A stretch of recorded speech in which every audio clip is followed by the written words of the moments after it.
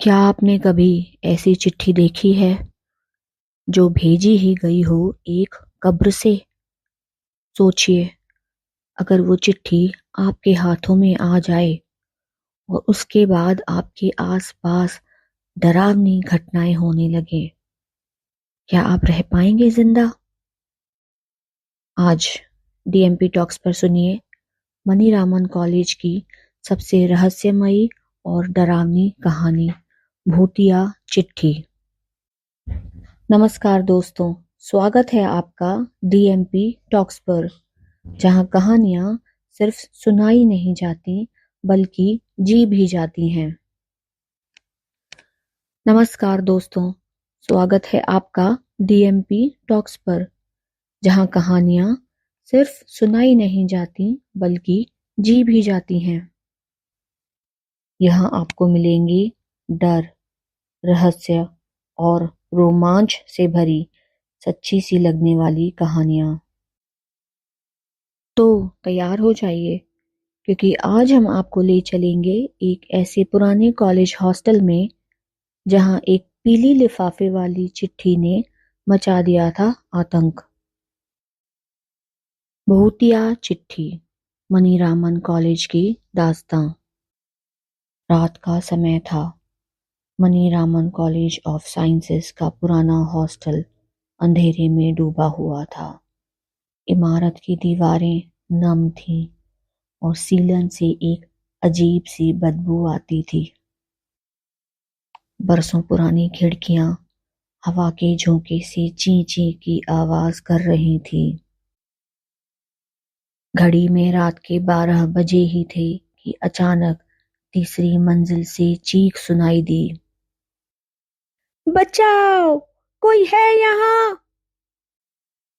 छात्र भागते हुए सीढ़ियां चढ़े तो देखा कॉरिडोर की दीवार पर खून से लिखा था, यह हॉस्टल मेरा है, इसे छोड़ दो।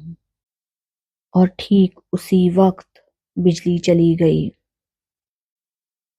इस हॉस्टल में 4 दोस्त रहते थे। सौरभ, भोपाल का मस्खरा लड़का, हर डरावनी चीज पर हंसी मजाक करता। अनिरुद्ध, इतिहास प्रेमी, जिसे पुरानी फाइलें और रहस्य खंगालने का शौक। राजीव, हॉरर फिल्मों का पक्का फैन, हर आवाज को भूतनी का आना मानता। और निखिल, डरपोक, जो रात को पानी भरने भी साथ में दोस्त को ले जाता। अगली सुबह हॉस्टल के पोस्ट बॉक्स में एक पीला लिफाफा पड़ा मिला। उस पर लिखा था, प्रोफेसर सुमित्रा देवी, मनीरामन कॉलेज हॉस्टल, 1947। लिफाफा खोलने पर अंदर सिर्फ यह लिखा था, मैं लौट आई हूं। सौरभ ने डर को दबाते हुए मजाक किया, भाई ये तो अमेज़न रिटर्न पॉलिसी लग रही है। लेकिन निखिल के हाथ कांप रहे थे। 2 दिन बाद आधी रात को राजीव को बाथरूम जाना था। वह सीढ़ियां उतर रहा था कि उसे पायल की छन छन सुनाई दी। उसने देखा एक औरत सफेद साड़ी में कॉरिडोर से गुजरी, लेकिन उसका चेहरा धुंध में गायब हो गया। राजीव भागते हुए कमरे में आया।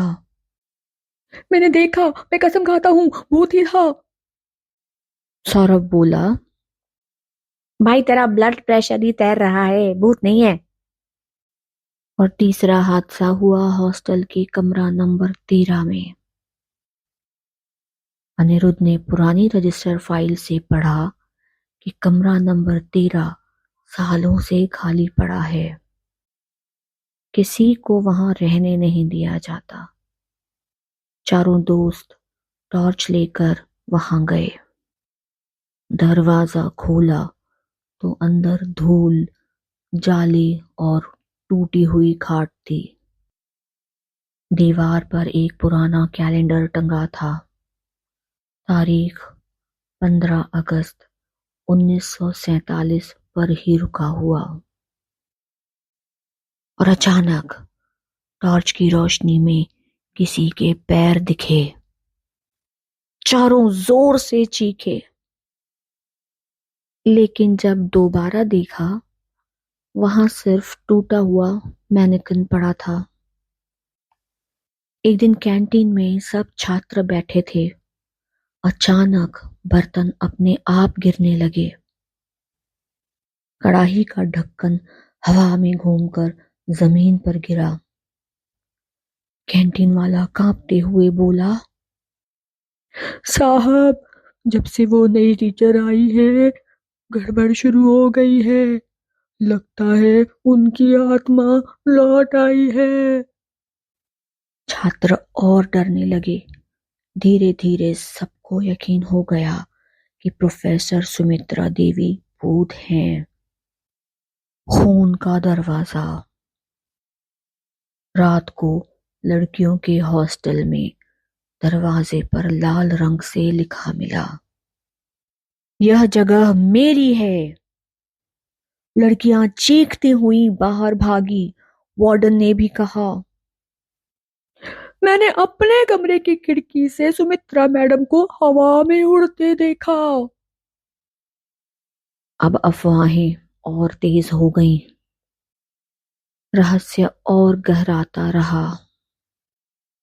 अनिरुद्ध ने शोध किया और पाया कि 1947 में सचमुच एक सुमित्रा देवी नाम की छात्रा हॉस्टल में रहती थी।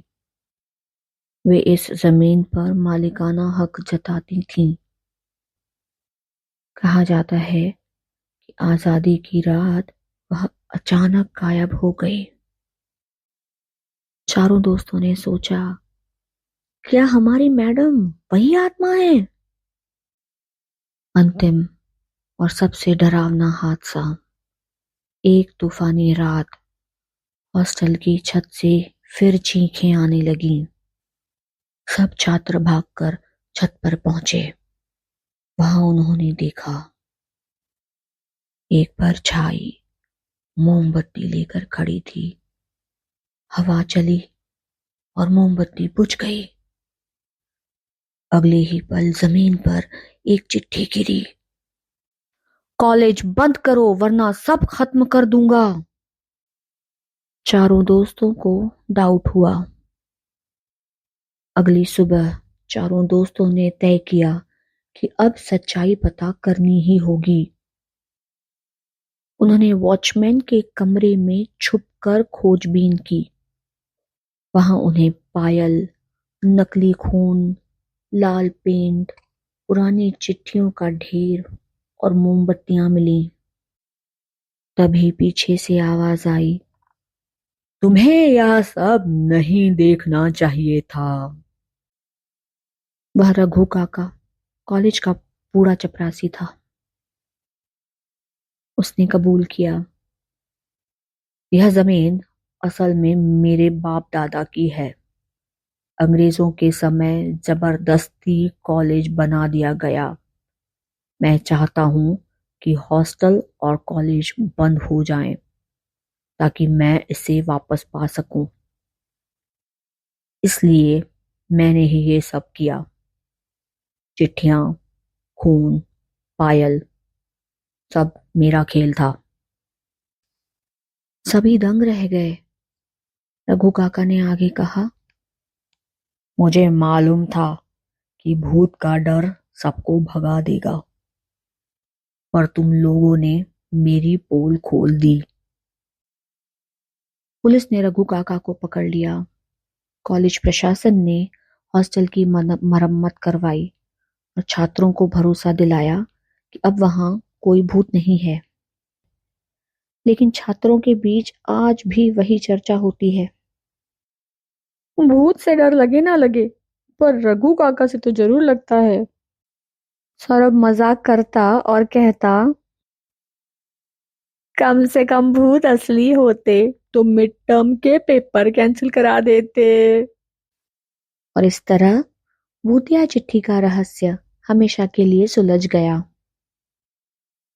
तो दोस्तों, ये थी भूतिया चिट्ठी की कहानी।